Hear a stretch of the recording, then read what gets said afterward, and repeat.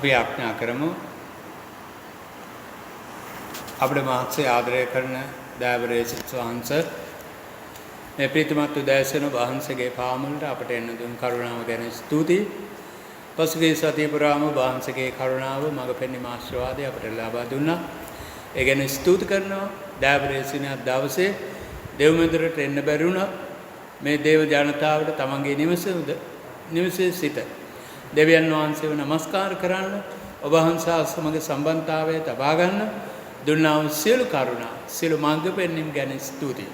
දයාබරේසින අපගේ මෙහෙට ආශිර්වාද කරන්න, ඔබ වහන්සේගේ වැඩ සිටීම අපි සියලු දෙනාටම අත්දකින්නට උදව් කරන්න. දේව මේ ආරම්භයේ පටන් නිමිනිතර වහන්සේගේ පාමුලට බාර කරන අතර සුදාත්මයන්ගේ වහන්සේගේ කරුණාව අත්දකින්න උදව් කරන්න. දේව මේ කොටස් කරනා සියලු දෙනාටද ආශිර්වාද කරන්න. යේසුස් වහන්සේගේ නාමයෙන් ආමේන්. අපි ප්‍රශංසා කාලයට යමු වෙමු. අපගේ සභාවේ දුවදරුවන් විසින් ප්‍රශංසා කාලය මෙහෙවනවා ඇති. සුබ දවසක් සියලු දෙනාට. අද ත්‍රිත්ව යුදනයි. යේසුස් වහන්සේ, දෙවියන් වහන්සේ, ශුද්ධාත්මයන් වහන්සේ යන ත්‍රිත්වය අද අපි සිහි කරනවා.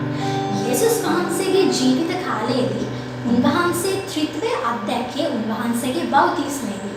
එදින දෙවියන් වහන්සේගේ හඬද යේසුස් වහන්සේ මිනිසෙකු ලෙසද ශුද්ධාත්මයන් වහන්සේ පරවියෙකුගේ රූපාකාරයෙන්ද වැඩියසේක. එම නිසා ශුද්ධ ත්‍රිත්වය පිළිබඳ අපි සිහිපත් කරමින් ස්පර්ශ කරන ලිපියානි යන කෙටි සංගීතය ගායනා කරමු.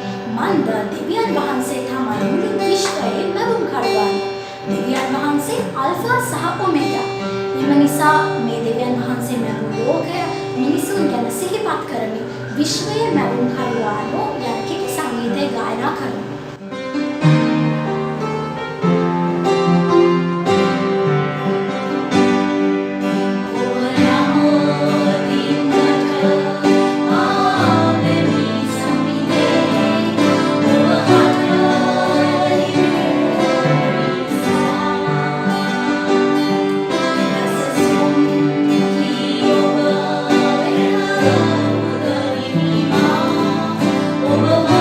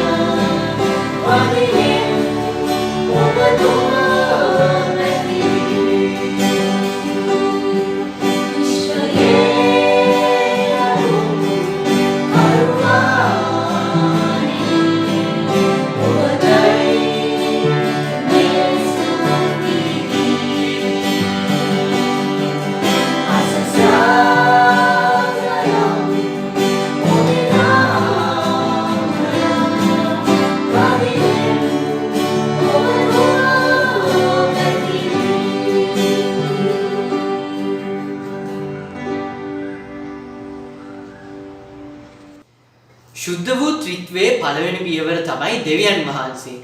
උන්වහන්සේ තමයි මුළු ලෝකේ මැවුම්කාරයාම. උන්වහන්සේ තමයි අපගේ රැකවරයාම. අපි උන්වහන්සේට নমස්කාර කරමින් ගායනා කරමු දිය සොයනා මුව පවුවකු සේමා යන කෙටි සංගීතය.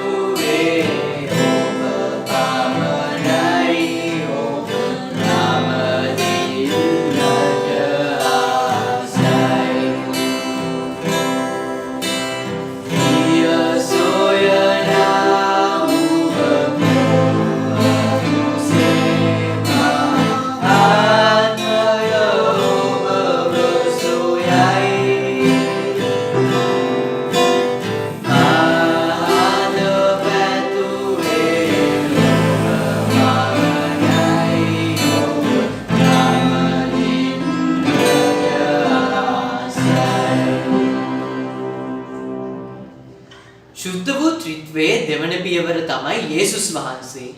උන්වහන්සේ තමයි අපගේ ප්‍රේමණීය මිතුරා. උන්වහන්සේ තමයි අපගේ ගැලවුම්කාරයා. අපගේ ඕනෑම පාපයක් උන්වහන්සේට ගිහින් විශ්වාසවන්තව කියන්න පුළුවන්. ඒක නිසා අපි විශ්වාස ආත්මයකින් යුක්තව ගායනා කරමු ඇදහිල්ලෙන් එන්න යන කෙටි සංගීතය.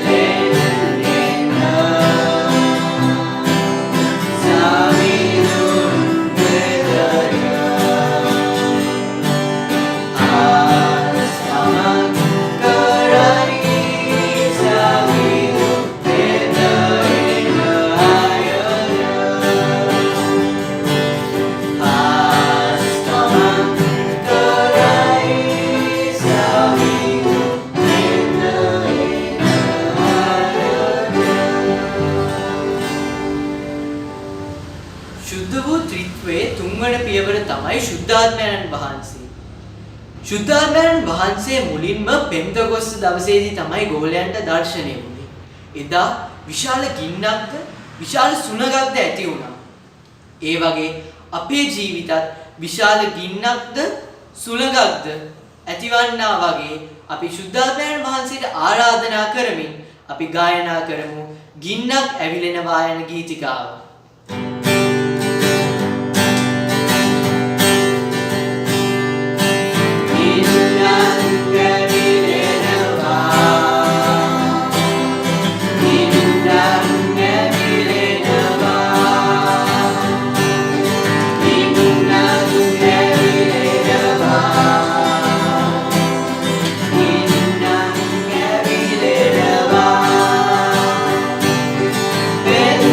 Go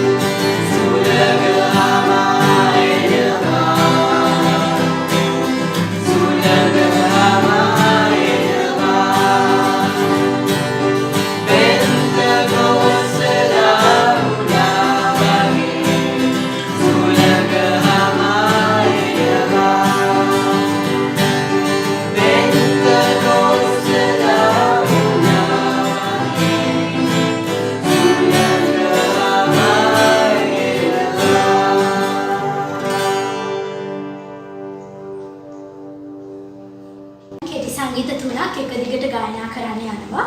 පළමුව ඔබ පාමුල සිටින්නේ, දෙවනුව අර ජීවන ගඟ ළඟදී, තෙවනුව යේසු ජීවමාන වූ නිසා යන කෙටි සංගීත කිහිපය එක දිගට ගායනා කරනවා.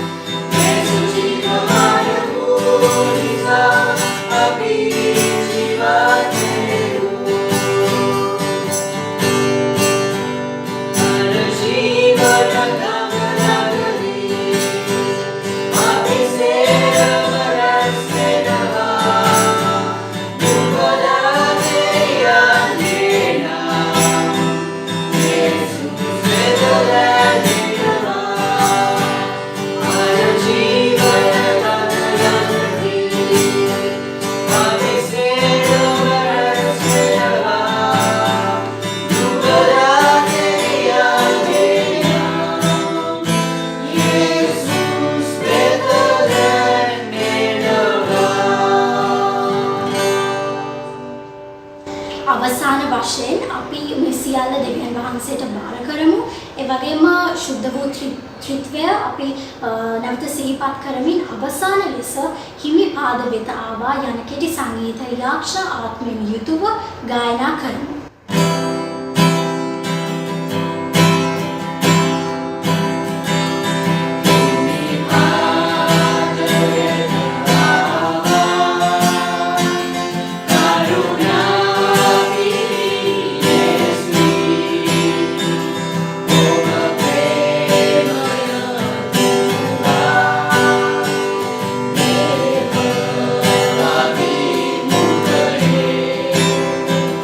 Oh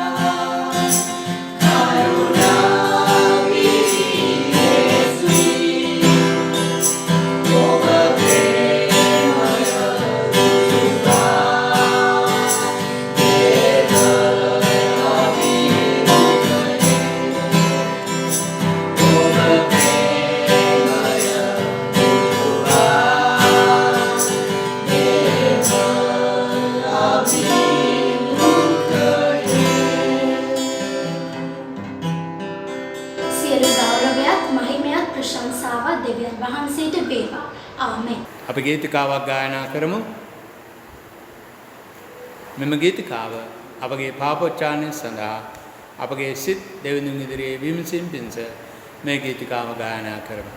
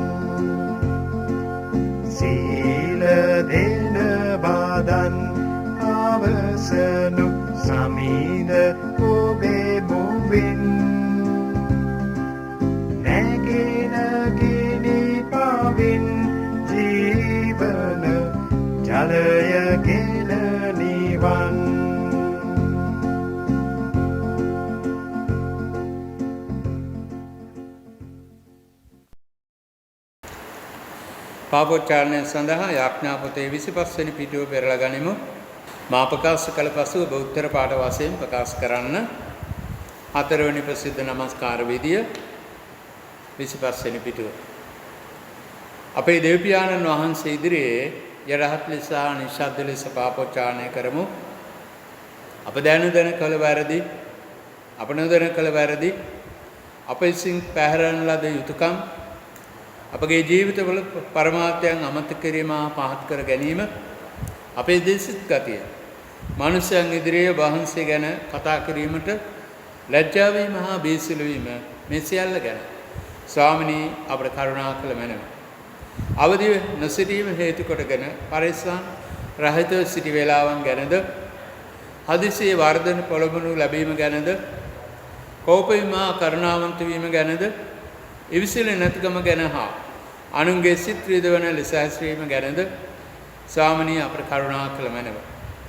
තරවට ලැබෙන කල අමනාපය දැක්වීම ගැනද, උඩඟුකමින් සත්‍යයට විරුද්ධ සිත දැඩි කර ගැනීම ගැනද, ආත්මය නම් දමනයට පසුබට වීම හා නොබනා භාවිතාවල බරපතලකම නොහැඟීම ගැනද ස්වාමිනී අපට කරුණා කළ මැනව.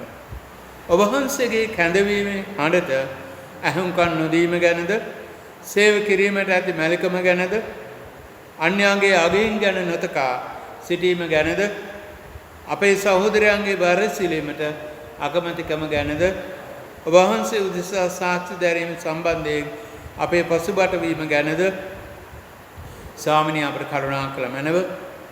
අපේ හිතුවක්කාරකම් වලදීද, පවුනට වඩා අප ගැන සිටීමේදීද, බලාපොරොත්තු නැති කර ගැනීමේදීද ස්වාමිනී අපට කරුණා කළ මැනව.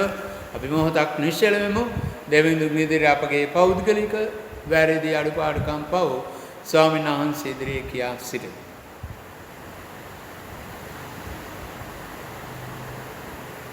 දයාබර ස්වාමීන්දුනි, අපගේ පාප දෝෂ ඔබ වහන්සේ මකා දැමීම ගැන ස්තුතියි. තවත් ඒ වැරදි තුල ජීවත් නොවි ඔබ වහන්සේට ආදරය කරන මිනිසෙක්සේ ජීවත් වෙන්න අපට උදව් කරන්න. යේසුස් වහන්සේගේ නාමයෙන් ආමේන්. අපි සුද වචනයට සවන් දෙමු. බයිබල් කියවීම ද්විතීය නීති සංග්‍රහය පොතේ 4 වන පරිච්ඡේදයේ 32 වන පදයේ සිට 34 වන පදය සහ 39 වන පදයේ සිට 40 වන පදය දක්වා. තවද දෙවියන් වහන්සේ මිහිපිට මිනිසා මැවූ දා සිට මේ දක්වා ගෙවී ගිය දීර්ඝ කාලය තුල වේවා.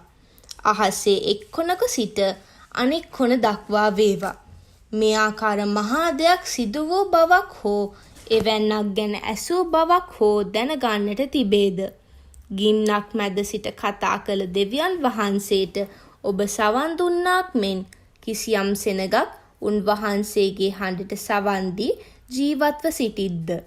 ඔබ බලා සිටියදීම මිසරයේදී ඔබේ දෙවි සමිදානන් වහන්සේ ඔබට කළ සියල්ල අනුව වෙන කිසියම් දෙවි කෙනෙක් අභියෝග දක්වා හාස්කම් සහ අරුම පුදුම දේපා යුද්ධයෙන්ද බාහුබලයෙන් හා දිගු කළ හස්තයෙන්ද මහා බියජනක දේ කර එක් ජාතියක් තවත් ජාතියක් මැදයෙන් තෝරා ගන්නට වැඩියසේක්ද? එබැවින් සමිදානන් වහන්සේ ඉහළ ස්වර්ගයෙහිත් පහළ මිහි පිටත් වැඩවසන දෙවියන් වහන්සේ බවත් උන්වහන්සේ හැර අන් දෙවි කෙනෙකු නැති බවත් මෙදින වටහාගෙන තරයේ සිතින් මෙනෙහි කරන්න. ඔබටද ඔබෙන් පසු ඔබේ පෙළපතටද සුභ සිද්ධිය සැලසෙනු පිණිසත් දෙවි සමිදානන් වහන්සේ ඔබහට සදහටම දානය කරන දේශයෙහි ඔබ දීර්ඝායු වළඳන පිණිසත් මා ඔබට අද දින අනකරන උන්වහන්සේගේ නීති සහ නියෝග ඔබ පිළිපැදිය යුතුය. ආමෙන්. අපි දෙවෙනි කියවීමට සවන් දෙමු. රෝම පොතේ 8 වෙනි පරිච්ඡේදයේ 14 සිට 17 දක්වා.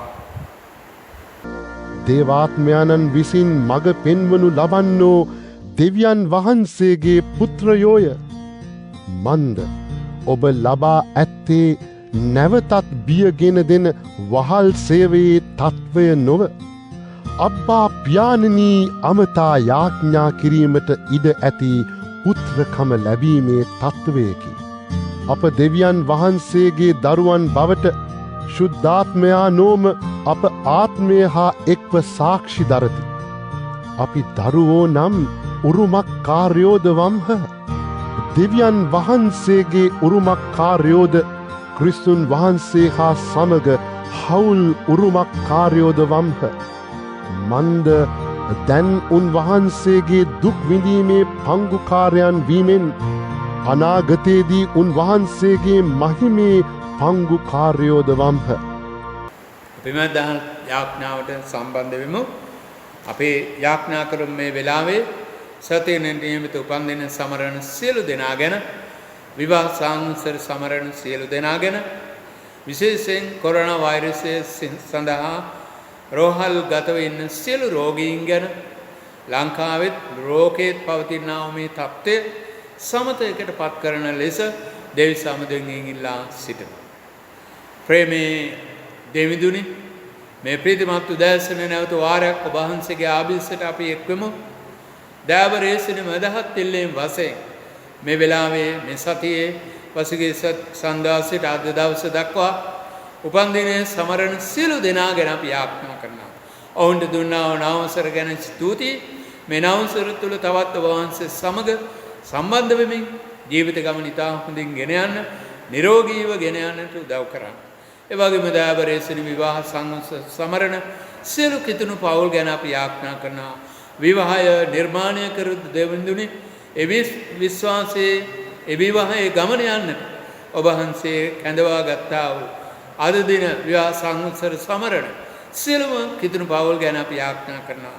අනික හැම දෙනාට ඔබ වහන්සේගේ කරුණාව දෙමින් විවාහය තුල තම දුවා දරුවන් ඇතිදරි කරමින් දෙවියන් වහන්සේට බයපක්ෂව කිතුණු පවුලක් ගොඩනැගීමට ඔබ වහන්සේ පවුලේ සියලු දෙනාම දෙමව්පියන් දරුවන්ව වැඩිහිටි සියලා ආච්චිලා මේ සියලු දෙනාව රැගෙන පාවිච්චි කරන්න. ඒ පවුල තුල සාමය සමගිය ඇති කරන්න. අප සභාව ගැන අප පළාත ගැන මුළු මෙතොත් සභාව අනිකුත් නිකායන් ගැන අපි යාඥා කරනවා. දයාබරේසුනි සියලු කිතුණුවන්ට ආශිර්වාද කරන්න. මේ කරදරකාරී සමාජය තුල අපි ජීවත් වෙද්දී කල්පනාකාරීව නිරෝගීව ජීවත් වෙන්නට ප්‍රවේශමෙන් සෞඛ්‍ය නීති රීති ගරු කරමින් ඒ අනුව කටයුතු කරගන්න උදව් කරන්න. මේ වෙලාවේ IDH ඇතුළු සියලු රෝහල් වල පසුවන ICU වල ඉන්නා වූ හදිසි ඒකක වල ඉන්නා වූ සියලු රෝගීන් ගැන අපි යාඥා කරනවා. ඒ සඳහා කැපවීමෙන් වැඩ කරන අපගේ වෛද්‍යවරුන් ගැන හෙදහෙදියන් ගැන අනුසේවක සේවකාන් ගැන අපි යාඥා කරනවා. හැම දිනකට වහන්සේගේ කරුණාව දෙන්න. නිරෝධන මධ්‍යස්ථානවල ඉන්නා වූ සියලු රෝගීන් ගැන අපි යාඥා කරන අතර දයාබරේසුනවන්ටද ඔබ වහන්සේගේ කරුණාව ආශිර්වාද එකතු කරන්න. සියලු ගාරු වහන්සේට පුදුමින් දයාබරේසුන ලෝකයක් ඔබ වහන්සේගේ පාමුට බාර කරනවා. විවිධ උපද්‍රව තිබෙනවා. පසුගිය දවස්වල ජලගල්ම ගම් වතුර නිසා උලන් නිසා විවිධ කුණාටු නිසා මිනිසුන් ජීවිතයට මහත් තර්ජනයක් වී තිබෙනවා. දයාබරේසුනි ඔබ වහන්සේ මේ මැව් ලෝකය ඔබ වහන්සේ යහපත් කරන නිසා ස්තුතියි. දයාබරේසුනි අපගේ මිනිසුන්ගේ තිබෙනා වූ වැරදි නිවැරදි කරගෙන ඔබ වහන්සේව ඔබ වහන්සේගේ මැවිල්ලට ආදරය කරන මනුෂ්‍යයන්සේ ජීවත් වෙන්න උදව් කරන්න. යේසුස් වහන්සේගේ නාමයෙන්. ආමේන්. අපි ගීතිකාවක් ගායනා කරමු.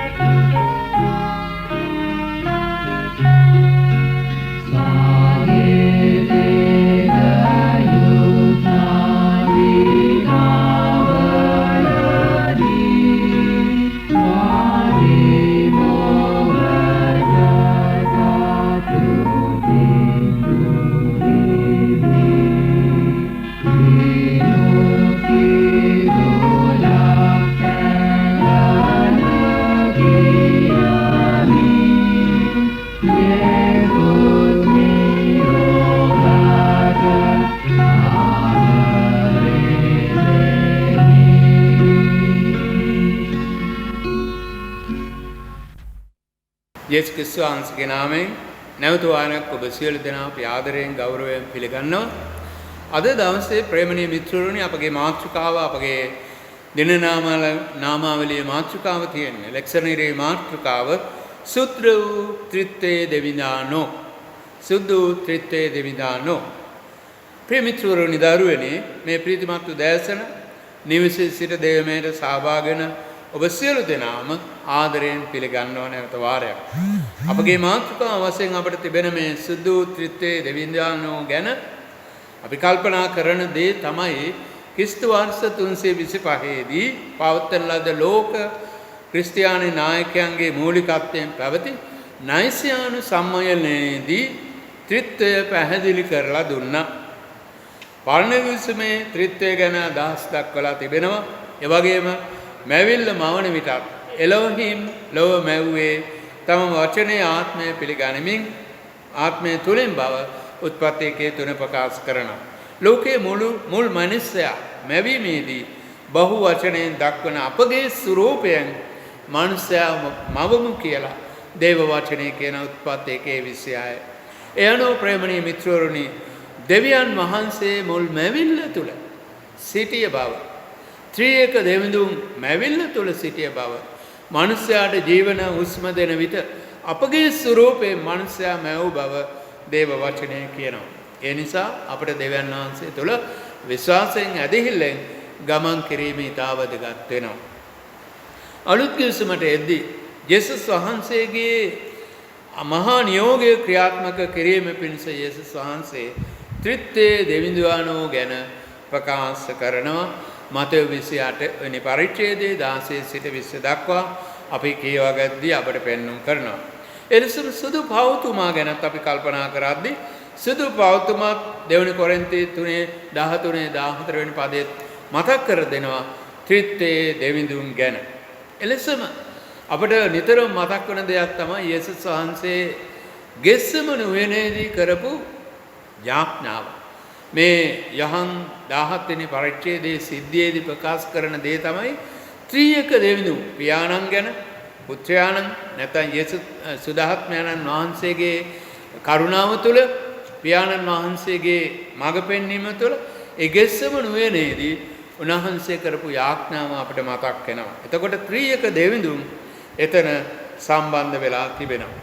සුදාත්මයන්න් වහන්සේ තුලින් යාඥා කරපු බව අපිට වැටහෙනවා. මොකද එතුමා ශාරීරිකව මානසික වැටිලා ඉන්න තත්ත්වයේ තුල දෙවියන් වහන්සේගේ ශක්තිය ලැබුණා. සුදාත්මයන්න් වහන්සේගේ මඟ පෙන්වීම ලැබුණා.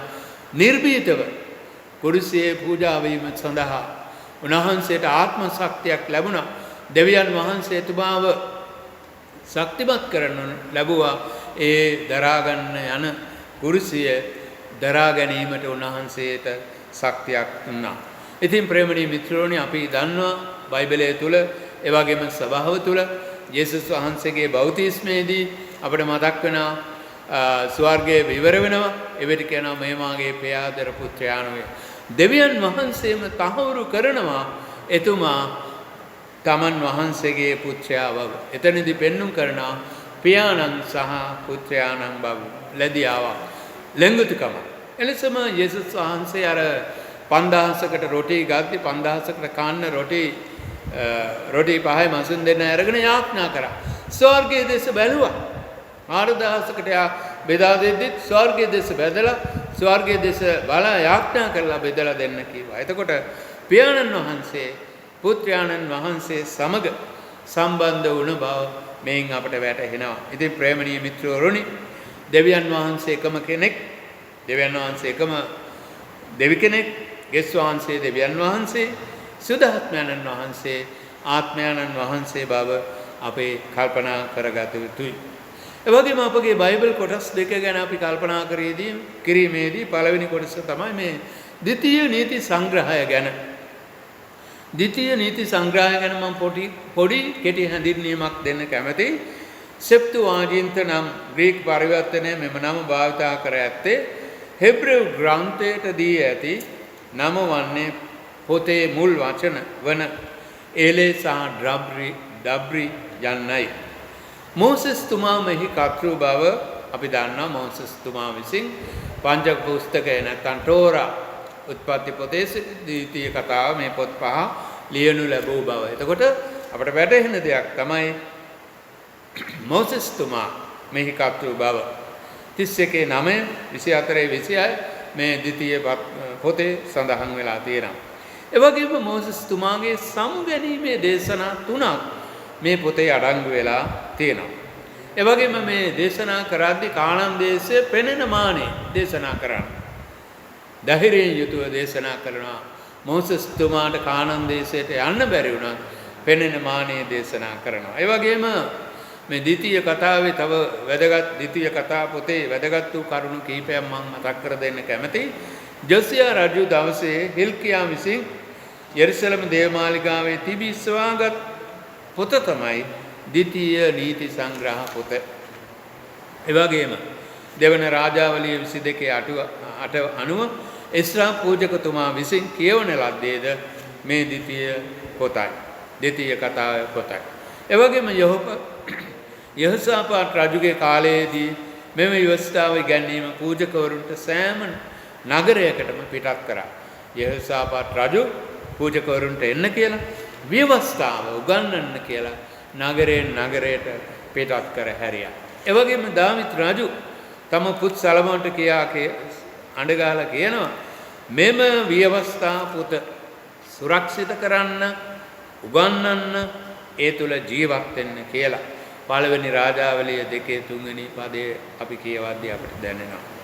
එසේනම් මාගේ ප්‍රේමණීය මිත්‍රවරුනි අලුත් ගිවිසුමට යද්දී විනේදරයාගේ ප්‍රශ්නයට පිළිතුරු දීමේදී මෙම් පොත උපුටා ගත්තා. මාක් 12:29 ද්විතීය පොතේ 4 වෙනි පරිච්ඡේදයේ 4. ඒ වගේම මෝසස් විසින් අනාගත දිවසිරයා ලෙස සඳහන් කරන්නේ ක්‍රිස්තුවන්සේ බව. මේ පොතේ ගැන කියනවා පේත්‍රුස් තුමා සහ ස්තේපන් තුමා සාක්ෂි දරනවා මෝසස් තුමාගේ කීම ගැන. ඉතින් ප්‍රේමණීය මිත්‍රවරුනි තවදුරටත් මෝසස් කියනවා උන්වහන්සේට ප්‍රේම කරන උන්වහන්සේට ප්‍රේම කරන අය නුඹේ මුළු සිතින්ද නුඹේ මුළු ආත්මයෙන්ද නුඹේ මුළු බුද්ධියෙන්ද දෙවියන් වහන්සේට ප්‍රේම කරන්නයි. අපි ශාරීරිකව අධ්‍යාත්මිකව දෙවියන් වහන්සේ අපට දී තිබෙනේ බුද්ධියෙන් දෙවියන් වහන්සේට ප්‍රේම කිරීම ආදරය කිරීම ඉතා වැදගත් වෙනවා.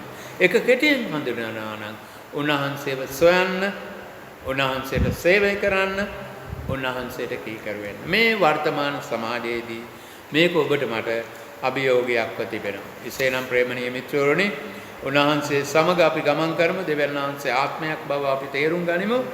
දෙවියන් වහන්සේට নমස්කාර කරන්නම් විසින් ආත්මෙන්ද සැබෑකමෙන්ද নমස්කාර කළ යුතුය. ත්‍රිත්වයේ දෙවිදානෝ මෙවිල්ලේ ආරම්භයේ සිට ක්‍රියා කරන ලදී දෙවියන් වහන්සේ සමග මනුෂ්‍යයාට සම්බන්ධතාවය ලැබීම සඳහා විශේෂ දෙයක් මවා ඇත. ඒ තමයි අපගේ ආත්මය. දෙවියන් වහන්සේ මනුෂ්‍යයාට දීලා තියෙනවා ආත්මය, ශරීරය සහ ප්‍රාණය. ඉතින් අපි දෙවියන් වහන්සේ සමග ගනුදෙනු කිරීමේදී දෙවියන් වහන්සේ සමග සම්බන්ධතාවය තිබෙද්දී දෙවියන් වහන්සේ සමග යාඥා කරද්දී අපගේ ආත්මයෙන් දෙවියන් වහන්සේට යාඥා කරන්න පුළුවන්. එවිට දෙවියන් වහන්සේ සමග අපගේ ආත්මය සමග උන්වහන්සේ සම්බන්ධ වෙන බව දේව වචනේ ප්‍රකාශ කරනවා. එසේනම් අපි දෙවියන් වහන්සේට කීකරු වෙන ජනතාවක් වශයෙන් උන්වහන්සේගේ කැමැත්ත අපගේ ජීවිතය තුළ පවත්වාගෙන යාම ඉතාම වැදගත් වෙනවා. ඉතින් අපි පිය දරුවනි සහෝදරිය දෙවියන් වහන්සේට කීකරු වීමෙන් ආශිර්වාද ලබා ගන්න අපි කැමැතියි. අකීකරු වීමෙන් මොකක්ද අපිට ලැබෙන්නේ? දඬුවම. මේ දෙකකින් කුමක්ද අපි තෝරගන්න විට එක දෙයක් තෝරගන්න වෙනවා. ඒ දේ තමයි දෙවියන් වහන්සේට කීකරු වීම. එතකොට ද්විතීය නීති සංග්‍රහයට අනුව දෙවියන් වහන්සේට කීකරු වන හැම මිනිසෙකුටම ඔවුන්ගේ දේශය, ඔවුන්ගේ ජනතාව, ඔවුන්ගේ පෞද්ගලික ජීවිතය, ඔවුන්ගේ හැම දෙයක්ම සාර්ථකත්වයට ගෙන එන්නේ දෙවියන් වහන්සේ බව අමතක කරන්නට එපා. ඒ නිසා ප්‍රේමණීය මිත්‍රවරුනි දරුවනි පරණ ගිවිසුමේ කාලේ ජීවත් වූ මෝසස්ගේ කාලේ ජීවත් වූ සෙනග දෙවියන් වහන්සේට මුල් තැන දුන්නා. දෙවෙනි බයිබල් කියවීම දෙස අපි හැරී බලද්දී ප්‍රේමණීය මිත්‍රවරුනි රෝම 8 වෙනි පරිච්ඡේදයේ 14 සිට 17 සුදාත්මයානුභාවයෙන් ජීවත් වීම. සුදු පෞතුම අවධාරණය කරන්නේ දෙවියන් වහන්සේගේ ප්‍රේමය වෙන සුදාත්මයන් කරන කොටගෙන මිනිසා තවදුරටත් පාපේ වහලෙකු හෝ ලෝකේ වහලෙකු නොවිය යුතුයි. ආත්මයන් වහන්සේ විසින් ගෙන යන ලබන ආයපමක් දේව දරුවන්ගේ සමහර අය ප්‍රකාශ කරනවා. ඒ සැබෑ නොවේ. දෙවියන් වහන්සේ සියලු මිනිස්යන්ගේ පියායයි ප්‍රකාශ කරයි. ඒ සත්‍යයක් නොවේ. දෙවියන් වහන්සේ සියලු මනුස්සයන්ගේ මැවුම්කරු. ඒක සත්‍යයක්. ඒ නිසා දෙවියන් වහන්සේ අපේ මැවුම්කරුණන් උන්වහන්සේ කරණුකට ආත්මයන් වහන්සේ කරණුකටගෙන අපව ගෙන යනු බව අමතක කරන්නට එපා. ඒ නිසා අපේ දේව තාත්තට අබ්බා පියාණනි කියලා අපිට යාඥා කරන්නට පුළුවන්. දරුකම උරුම කරගන්නට පුළුවන්. එතුමාගේ පුත්‍රකම යේසුස් ක්‍රිස්තුස් වහන්සේ තුලින් අදාහ ගැනීම තුලින් ඒ දරුකම ලබා ගැනීමට දෙවියන් වහන්සේ විසින් අපව කැඳවලා තිබෙනවා. ඉතින් ස්වාමීන් වහන්සේ අපගේ හදවත් වලට පිළිගන්නට ඕන. ඒ හදවත් වලට පිළිගන්නට ඔබට මට ඇදහිල්ල අවශ්‍ය වෙනවා. ගලාති 3:29 සුදු පවතුමාගේ කාලයේදී නිසි වයස සම්පූර්ණ වෙන තුරු පුත්‍රයෙකුට හැටියට ඔහුට හිමියුතු සම්පූර්ණ අයිතිය නැහැ. අධිකාරයත් හිමිවන්නේ නැහැ. ඒ උරුම ලැබීමට පෙර ඔහු රැකවලාගේ අධිකාරීත්වය යටතේ සිටිය යුතුයි. ක්‍රිස්තුස් වහන්සේ තුළ ඇදහිල්ල ලැබුවා. නිසි වයසට පත් වූ පුත්‍රයන් මෙන් ඔහු දැන් සම්පූර්ණ පුත්‍රයන්ය. ඔහු දේව දරුවන්. සුදු පවතුමා ගලාති සභාවට මෙසේ පවසයි. නුඹලා සියල්ලෝම දේව දරුවන්. නුඹලා යුදෙව්වෙක් හෝ අනජාතිකයෙක් වුවද, වහලෙක් හෝ නිදහස් කෙනෙක් වුවද, පුරුෂයෙක් හෝ ස්ත්‍රියෙක් වුවද, අපි සියලු දෙනාම දෙවියන් වහන්සේගේ දරුවන්. දෙවියන් වහන්සේගේ දරුවන් නිසා දෙවියන් වහන්සේ විසින් උන්වහන්සේ ඔබව තෝරාගත්ත නිසා දෙවියන් වහන්සේ ත්‍රියක දෙවිඳුන් සමග සම්බන්ධ වෙන්නට, ආත්මයන් වහන්සේ තුලින් සම්බන්ධ වෙන්නට ස්වාමීන් වහන්සේ ඔබව මාව කැඳවලා තිබෙනවා. ඉතින් අපිට සුදාත්මයන් වහන්සේ තහවුරු කරනවා. පුත්‍රකමේ ආත්මයන් වහන්සේ තුල ජීවිත ගමන ගෙන යන්නට. එසේ නැත්නම් දරුකමට හදා ගැනීමට ආත්මයන් වහන්සේ විසින් ඒ කාර්යය කරනවා. ඉතින් අපි ආත්මයන් වහන්සේ තුලින් ජීවත් වෙන විට අබ්බා පියාණනි කියා බය නැතුව මොරගසන්න යාඥා කරන්න ස්වාමීන් වහන්සේ අපට අවස්ථාව දෙනවා. ඉතින් ප්‍රේමණීය මිත්‍රවරුනි, මේ සමාජය තුල අපි ජීවත් වෙද්දී ඔබට මට විවිධ කාර්යදර ප්‍රශ්න ගැටලු එන්නට පුළුවන්. ඒ හැම දෙයක්ම දෙවියන් වහන්සේ අසන බව අමතක කරන්නට එපා. උන්වහන්සේ අප සමග සිටිනවා. උන්වහන්සේ ඔබගේ යාඥාවලදී, ඒ වගේම ඔබට පැමිණෙන කාර්යදර ප්‍රශ්න උපද්‍රවවලදී හැම ව්‍යසනයක තුලදීම ස්වාමීන් වහන්සේ සිටිනවා. ඒකයි දේව වචනේ කියන්නේ. විපත්ති දවසේදී දෙවියන් වහන්සේට මොරගසන්න දෙවියන් වහන්සේ අපට පිහිට වෙන බව. ඉතින් මේ ගැන සිතමු, මේ ගැන කල්පනා කරමු. දෙවියන් වහන්සේ තුළ අපේ ජීවිත ගමන ගෙන යමු. ඔබට ජේසු පිහිටයි. අපි සුද්ධ වචනය ගැන මෙනෙහි කරමු. අප ඇසූ පණිවිඩය අපගේ ජීවිතයට අදාළ කරගනිමු. පර්ණගිවිසුමේ සිද්ධීන් දෙස අපි හැරී බලමු. එදා දාවිත් රජතුමා තම පුත්‍රයාට වන සලමොන්ට කියනවා, මේ විවස්ථාව අමතක කරන්න එපා, එය ආරක්ෂා කරන්න. ඒ වගේම එස්රාගේ කාලයේදී එස්රා දේව මාලිගාවේදී ඒ වචනය ප්‍රකාශ කළා. ඒ වගේම යොසියාගේ කාලේ, යහෝසාපාත්ගේ කාලේ විවස්ථාව උගන්වන්නට පූජකවරුන්ව සමාජයට යොමු කළා. දයාබරයසනි, අප ඇසූ පණිවිඩය තුළ ඔබ වහන්සේ ජීවමානව ඉන්න බව අපි විශ්වාස කරන අතර අපි අසන්නෝ පමණක් නොවි විවස්ථාව දෙවියන් වහන්සේගේ වචනය අනුව කීකරුවන කණ්ඩායමක්සේ මේ සමය තුළ ජීවත් වෙන්න උදව් කරන්න. අද දවසේ අපිට පල්ලියට එන්න බැරි වුණත් සමුදින අපි නිවසේ ඉඳලා මේ වචනය අසන අතර ඔබ වහන්සේගේ මඟ පෙන්වීම ආශිර්වාදය අපි හැම දිනාටම එකතු කරන්න. අසන්නෝ පමණක් නොවි ක්‍රියාවේ යොදවන කණ්ඩායමක් වෙන්නට අපිට උදව් කරන්න. යේසුස් වහන්සේගේ නාමයෙන් ආමේන්. අපි එක්ක ස්වාමින්ගේ ආඥාව කියමු.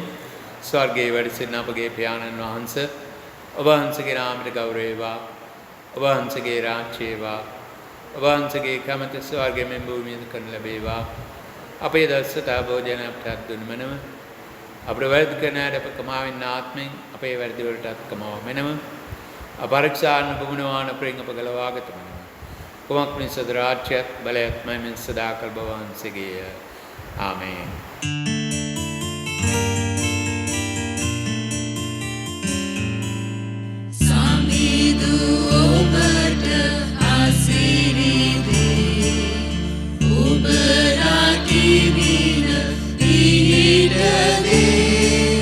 Siya huwanat, may obag